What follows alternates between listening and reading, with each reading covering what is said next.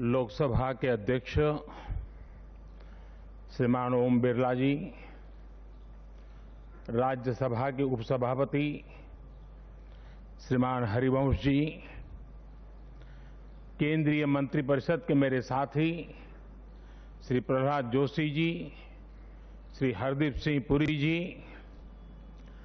अन्य राजनीतिक दलों के प्रतिनिधिगण, वर्चुअल माध्यम से जुड़े अनेक देशों के पार्लियामेंट के स्पीकर्स, यहां उपस्थित अनेक देशों के एम्बेसडर्स, इंटर पार्लियामेंट्री यूनियन के मेंबर्स, अन्य महानुभाव और मेरे प्यारे देशवासियों,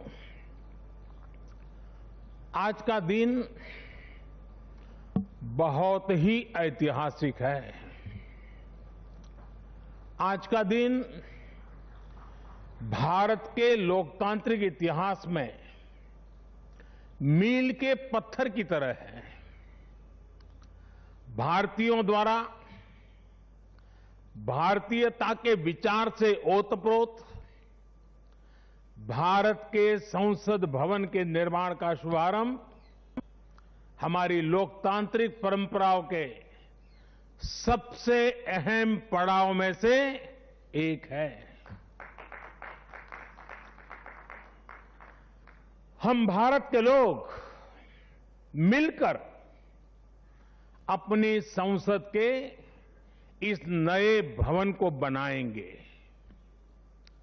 और साथियों, इससे सुंदर क्या होगा, इससे पवित्र क्या होगा जब भारत अपनी आजादी के 75 वर्ष का पर्व मनाए तो उस पर्व की साक्षात प्रेरणा हमारी संसद की नई इमारत बने।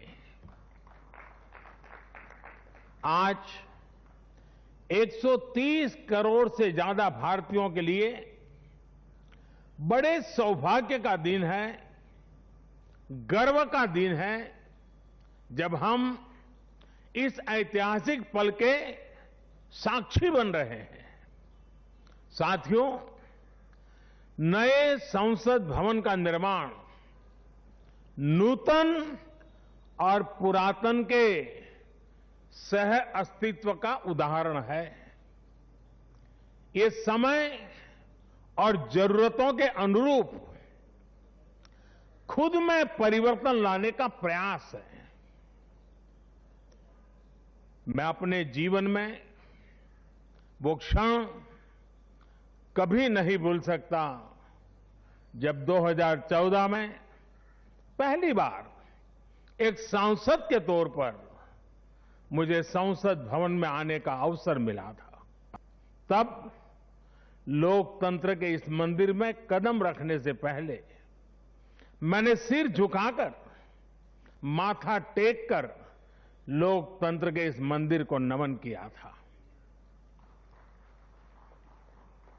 हमारे वर्तमान संसद भवन ने आजादी के आंदोलन और फिर स्वतंत्र भारत को गढ़ने में अपनी अहम भूमिका निभाई है। आजाद भारत की पहली सरकार का गठन भी यही हुआ और पहली संसद भी यहीं बैठी। इसी संसद भवन में हमारे संविधान की रचना हुई, हमारे लोकतंत्र की पुनर्स्थापना हुई। बाबा साहब आंबेडकर और अन्य वरिष्ठों ने सेंट्रल हॉल में गहन मंथन के बाद हमें अपना संविधान दिया। संसद की मौजूदा इमारत स्वतंत्र भारत के हर उतार चढ़ाव, हमारी हर चुनौतियां, हमारे समाधान, हमारी आशाओं आकांक्षाओं, हमारी सफलता का प्रतीक रही है। इस भवन में बना प्रत्येक कानून, इन कानूनों के निर्माण के दौरान संसद भवन में कहीं अनेक गहरी बातें, ये सब हमारे लोकतंत्र की धरोहर है। लेकिन साथियों, संसद के शक्तिशाली इतिहास के साथ ही यथार्थ को भी स्वीकारना उतना ही आवश्यक है। ये इमारत अब करीब करीब 100 साल की हो रही है। बीते दशकों में इसे तत्कालीन जरूरतों को देखते हुए निरंतर अपग्रेड किया गया। इस प्रक्रिया में कितनी ही बार दीवारों को तोड़ा गया है, कभी नया साउंड सिस्टम, कभी फायर सेफ्टी सिस्टम, कभी आईटी सिस्टम। लोकसभा में बैठने की जगह बढ़ाने के लिए तो दीवारों को भी हटाया गया। इतना कुछ होने के बाद संसद का ये भवन अब विश्राम मांग रहा है। अभी लोकसभा अध्यक्ष जी भी बता रहे थे कि किस तरह बरसों से मुश्किलों भरी स्थिति रही है। बरसों से नए संसद भवन की जरूरत महसूस की गई है।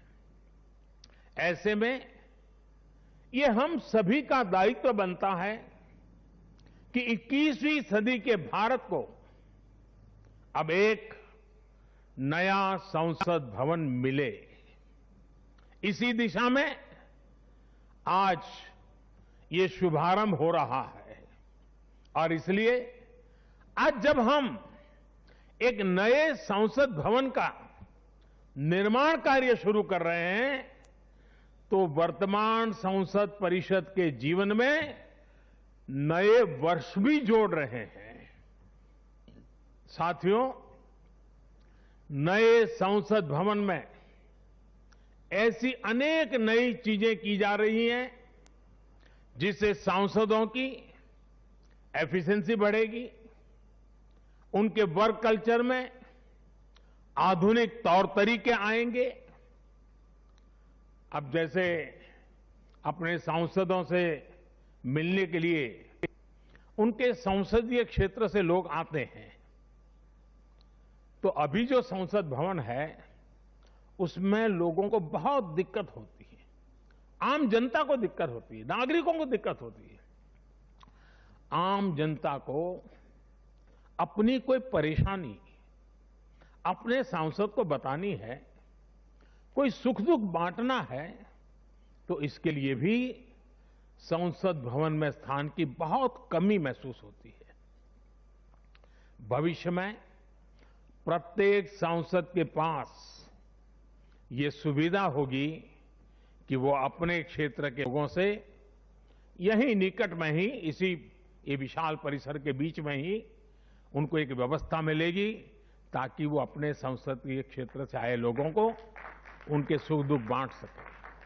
साथियों, पुराने संसद भवन ने स्वतंत्रता के बाद के भारत को दिशा दी, तो नया भवन आत्मनिर्भर भारत के निर्माण का गवाह बनेगा।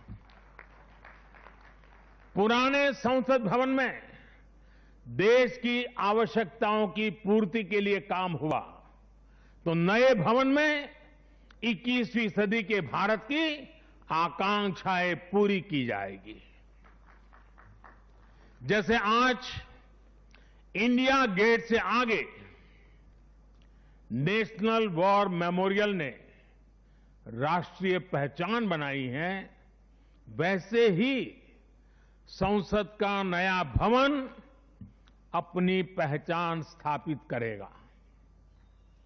देश के लोग, आने वाली पीढ़ियां नए भवन को देखकर गर्व करेगी कि ये स्वतंत्र भारत में बना है।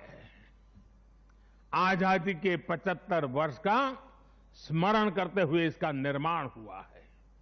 साथियों, संसद भवन की शक्ति का स्रोत उसकी ऊर्जा का स्रोत हमारा लोकतंत्र है। आजादी के समय किस तरह से एक लोकतांत्रिक राष्ट्र के रूप में भारत के अस्तित्व पर संदेह और शंकाएं जताई गई थी, ये इतिहास का हिस्सा है। अशिक्षा, गरीबी, सामाजिक विविधता और अनुभवहीनता जैसे अनेक तर्कों के साथ ये भविष्यवाणी भी कर दी गई थी कि भारत में लोकतंत्र असफल हो जाएगा। आज हम गर्व से कह सकते हैं कि हमारे देश ने उन आशंकाओं को न सिर्फ गलत सिद्ध किया है, बल्कि 21वीं सदी की दुनिया भारत को अहम लोकतांत्रिक ताकत के रूप में आगे बढ़ते हुए देख भी रही है। साथियों, लोकतंत्र भारत में क्यों सफल हुआ, क्यों सफल है और क्यों कभी लोकतंत्र पर आंच नहीं आ सकती, ये बात हमारी हर पीढ़ी को जानना समझना बहुत आवश्यक है। हम देखते सुनते हैं, दुनिया में 13वीं शताब्दी में रचित मैग्ना कार्टा की बहुत चर्चा होती है। कुछ विद्वान इसे लोकतंत्र की बुनियाद भी बताते हैं, लेकिन ये भी बात उतनी ही सही है कि मैग्ना कार्टा से भी पहले 12वीं शताब्दी में, 12th सेंचुरी में ही भारत में भगवान बसवेश्वर का अनुभव मंटपम अस्तित्व में आ चुका था। अनुभव मंटपम के रूप में उन्होंने लोक संसद का न सिर्फ निर्माण किया था, बल्कि उसका संचालन भी सुनिश्चित किया था। और भगवान बसवेश्वर जी ने कहा था, ಈ ಅನುಭವ ಮಂಟಪ ಜನಸಭಾ ನಾದಿನ ಮಟ್ಟು ರಾಷ್ಟ್ರದ ಉನ್ನತಿಗೆ ಹಾಗೂ ಅಭಿವೃದ್ಧಿಗೆ ಪುರಗಾವಗಿ ಕೆಲಸ ಮಾಡುತ್ತದೆ। यानी ये अनुभव मंटपम एक ऐसी जनसभा है जो राज्य और राष्ट्र के हित में और उनकी उन्नति के लिए सभी को एकजुट होकर काम करने के लिए प्रेरित करती है। अनुभव मंटपम लोकतंत्र का ही तो एक स्वरूप था। साथियों, इस कालखंड के और पहले जाएं तो तमिलनाडु में चेन्नई से 80-85 किलोमीटर दूर उत्तरा मेरूर नाम के गांव में एक बहुत ही ऐतिहासिक साक्ष्य दिखाई देता है। इस गांव में चोल साम्राज्य के दौरान 10वीं शताब्दी में पत्थरों पर तमिल में लिखी गई पंचायत व्यवस्था का वर्णन है, 10th सेंचुरी। और इसमें बताया गया है कि कैसे हर गांव को कुटुंब में कैटेगराइज किया जाता था, जिनको अगर आज की भाषा में कहना है तो हम आज उसको एक वार्ड कह सकते हैं। उन कुटुंबों से एक एक प्रतिनिधि महासभा में भेजा जाता था। और जैसा आज भी होता है, इस गांव में 1000 वर्ष पूर्व जो महासभा लगती थी वो आज भी वहां मौजूद है। और साथियों, 1000 वर्ष पूर्व बनी इस लोकतांत्रिक व्यवस्था में एक और बात बहुत महत्वपूर्ण थी। उस पत्थर पे लिखा हुआ है, उस शिलालेख में वर्णन है इसका, और उसमें कहा गया है कि जनप्रतिनिधि को चुनाव लड़ने के लिए अयोग्य घोषित करने का भी प्रावधान था। उस जमाने में। और नियम क्या था? नियम यह था कि जो जनप्रतिनिधि अपनी संपत्ति का ब्यौरा नहीं देगा, वो और उसके करीबी रिश्तेदार चुनाव नहीं लड़ पाएंगे।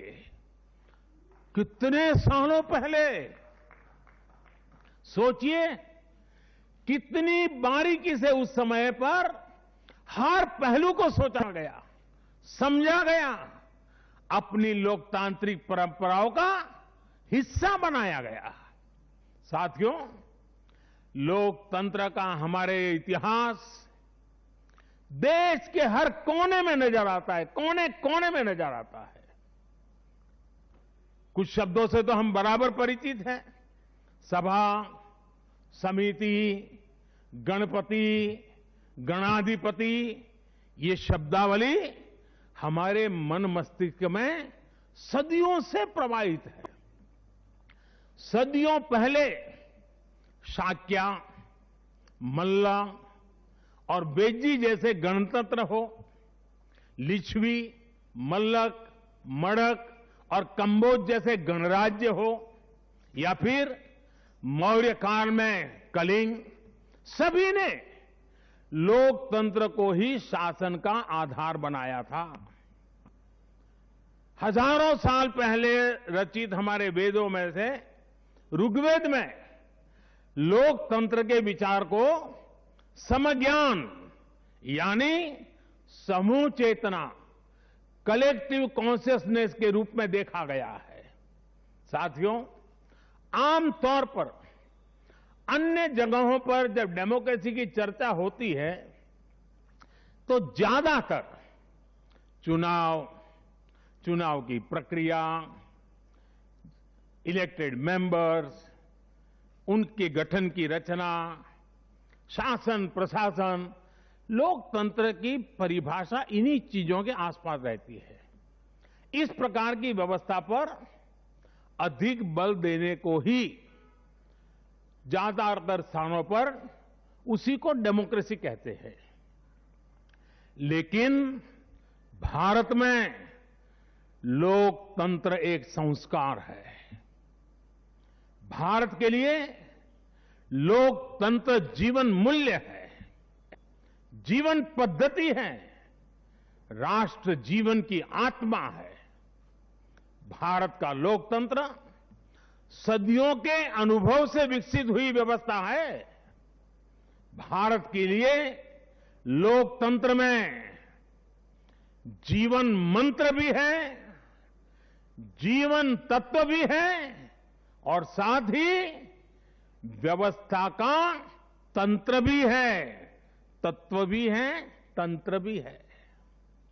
समय समय पर इसमें व्यवस्थाएं बदलती रही, प्रक्रियाएं बदलती रही, लेकिन आत्मा लोकतंत्र ही रही। और विडंबना देखिए, आज भारत का लोकतंत्र हमें पश्चिमी देशों से न समझाया जाता है।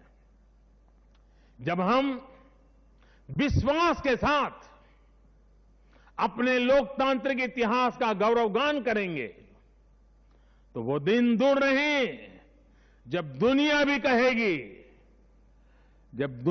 कहेगी India is mother of democracy, India is mother of democracy, India is mother of democracy. साथियों, भारत के लोकतंत्र में समाही शक्ति ही देश के विकास को नई ऊर्जा दे रही है, देशवासियों को नया विश्वास दे रही है। दुनिया के अनेक देशों में जहां लोकतांत्रिक प्रक्रियाओं को लेकर अलग स्थिति बन रही है, वहीं भारत में लोकतंत्र नित्य नूतन हो रहा है। हाल के वर्षों में हमने देखा है कि कई लोकतांत्रिक देशों में अब वोटर टर्नआउट लगातार घट रहा है। इसके विपरीत भारत में हम हर चुनाव के साथ वोटर टर्नआउट को बढ़ाते हुए देख रहे हैं, बढ़ता हुआ देख रहे हैं। इसमें भी महिलाओं और युवाओं की भागीदारी निरंतर बढ़ती जा रही है। साथियों, इस विश्वास की, इस आस्था की वजह है भारत में लोकतंत्र हमेशा से ही गवर्नेंस के साथ ही मतभेदों और विरोधाभासों को सुलझाने का महत्वपूर्ण माध्यम भी रहा है। अलग अलग विचार, अलग अलग दृष्टिकोण, ये सब बातें एक वाइब्रेंट डेमोक्रेसी को सशक्त करते हैं। डिफरेंसेस के लिए हमेशा जगह हो, लेकिन डिस्कनेक्ट कभी ना हो, इसी लक्ष्य को लेकर हमारा लोकतंत्र आगे बढ़ा है। गुरु नानक देव जी ने, और बड़ी सटीक बात कही है, गुरु नानक देव जी ने भी कहा है, जब लग दुनिया रही है नानक, जब लग दुनिया रही है नानक, किछु सुनिए किछु कहिए। यानी जब तक संसार रहे तब तक संवाद चलते रहना चाहिए। कुछ कहना और कुछ सुनना, यही तो संवाद का प्राण है, यही लोकतंत्र की आत्मा है। पॉलिसीज में अंतर हो सकता है, पॉलिटिक्स में भिन्नता हो सकती है, लेकिन हम पब्लिक की सेवा के लिए हैं। इस अंतिम लक्ष्य में कोई मतभेद नहीं होना चाहिए। वाद संवाद संसद के भीतर हो या संसद के बाहर, राष्ट्र सेवा का संकल्प, राष्ट्रहित के प्रति समर्पण लगातार झलकना चाहिए। और इसलिए आज जब नए संसद भवन का निर्माण शुरू हो रहा है, तो हमें याद रखना है कि वो लोकतंत्र जो संसद भवन के अस्तित्व का आधार है, उसके प्रति आशावाद को जगाए रखना हम सभी का दायित्व है। हमें हमेशा याद रखना है कि संसद पहुंचा हर प्रतिनिधि जवाबदेह है। ये जवाबदेही जनता के प्रति भी है और संविधान के प्रति भी है। हमारा हर फैसला राष्ट्र प्रथम, नेशन फर्स्ट, इसकी भावना से ही होना चाहिए। हमारे हर फैसले में राष्ट्रहित सर्वोपरि रहना चाहिए। राष्ट्रीय संकल्पों की सिद्धि के लिए हम एक स्वर में, एक आवाज में खड़े हो, ये बहुत जरूरी है।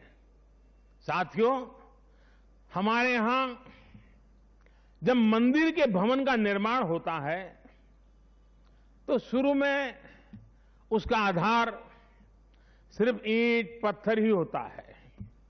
कारीगर, शिल्पकार सभी के परिश्रम से मंदिर के भवन का निर्माण पूरा होता है। लेकिन वो भवन एक मंदिर तब बनता है, उसमें पूर्णता तब आती है जब उसमें प्राण प्रतिष्ठा होती है। प्राण प्रतिष्ठा होने तक वो सिर्फ एक इमारत ही रहता है। साथियों, नया संसद भवन भी बनकर तो तैयार हो जाएगा, लेकिन वो तब तक एक इमारत ही रहेगा जब तक उसकी प्राण प्रतिष्ठा नहीं होगी। लेकिन ये प्राण प्रतिष्ठा किसी एक मूर्ति की नहीं होगी। लोकतंत्र के इस मंदिर में इसका कोई विधा विधान भी नहीं है, विधि विधान भी नहीं है। इस मंदिर की प्राण प्रतिष्ठा करेंगे इसमें चुनकर आने वाले जनप्रतिनिधि उनका समर्पण, उनका सेवा भाव इस मंदिर की प्राण प्रतिष्ठा करेगा। उनका आचार, विचार, व्यवहार इस लोकतंत्र के मंदिर की प्राण प्रतिष्ठा करेगा। भारत की एकता, अखंडता को लेकर किए गए उनके प्रयास इस मंदिर की प्राण प्रतिष्ठा की ऊर्जा बनेंगे। जब एक एक जनप्रतिनिधि अपना ज्ञान, अपना कौशल्य, अपनी बुद्धि, अपनी शिक्षा, अपना अनुभव पूर्ण रूप से यहां निचोड़ देगा, राष्ट्रहित में निचोड़ देगा, उसी का अभिषेक करेगा, तब इस नए संसद भवन की प्राण प्रतिष्ठा होगी। यहां राज्यसभा काउंसिल ऑफ स्टेट्स है, एक ऐसी व्यवस्था है जो भारत के फेडरल स्ट्रक्चर को बल देती है। राष्ट्र के विकास के लिए राज्य का विकास, राष्ट्र के विकास के लिए राज्य का विकास, राष्ट्र की मजबूती के लिए राज्य की मजबूती, राष्ट्र के कल्याण के लिए राज्य का कल्याण, इस मूलभूत सिद्धांत के साथ काम करने का हमें प्रण लेना है। पीढ़ी दर पीढ़ी आने वाले कल में जो जनप्रतिनिधि यहां आएंगे, उनके शपथ लेने के साथ ही प्राण प्रतिष्ठा के इस महायज्ञ में उनका योगदान शुरू हो जाएगा। इसका लाभ देश के कोटि कोटि जनों को होगा। संसद की नई इमारत एक ऐसी तपोस्थली बनेगी जो देशवासियों के जीवन में खुशहाली लाने के लिए काम करेगी, जन कल्याण का काम करेगी। साथियों, 21वीं सदी भारत की सदी हो, यह हमारे देश के महापुरुषों और महान नारियों का सपना रहा है। लंबे समय से इसकी चर्चा हम सुनते आ रहे हैं। 21वीं सदी भारत की सदी तब बनेगी जब भारत का एक एक नागरिक अपने भारत को सर्वश्रेष्ठ बनाने के लिए अपना योगदान देगा। बदलते हुए विश्व में भारत के लिए अवसर बढ़ रहे हैं। कभी कभी तो लगता है जैसे अवसर की बाढ़ आ रही है। इस अवसर का हमें किसी भी हालत में, किसी भी सूरत में इन अवसरों को हमें हाथ से निकलने नहीं देना है। पिछली शताब्दी के अनुभवों ने हमें बहुत कुछ सिखाया है। उन अनुभवों से सीखे और उन अनुभवों की सीख हमें बार बार याद दिला रही है कि अब समय नहीं गंवाना है, समय को साधना है। साथियों, एक बहुत पुरानी और महत्वपूर्ण बात मैं आज जिक्र करना चाहता हूं। वर्ष 1897 में स्वामी विवेकानंद जी ने देश की जनता के सामने